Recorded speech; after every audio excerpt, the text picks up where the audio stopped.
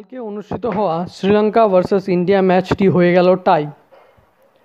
শুরুতে শ্রীলঙ্কার স্টার্ট খুব একটা ভালো না হলেও তাদের ওপেনার প্রথম নিশাঙ্কা ম্যাচটিকে শ্রীলঙ্কার দিকে নিয়ে যাচ্ছিলেন।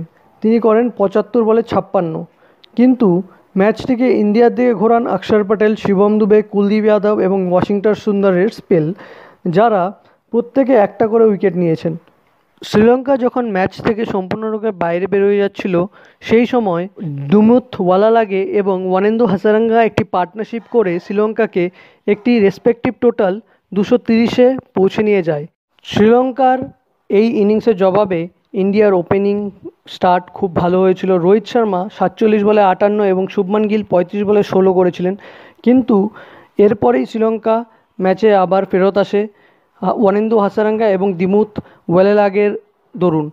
তারা এসে ইন্ডিয়াকে আবার প্রেসারে ফেলে, কিন্তু তারপরে আবার কেএল রাহুল, অক্ষর প্যাটেল এবং শিবম দুবে নিচে গিয়ে একটা পার্টনারশিপ ক্রিয়েট করায় ইন্ডিয়া ম্যাচটাকে শেষমেশ টাই করতে সমর্থ হয়।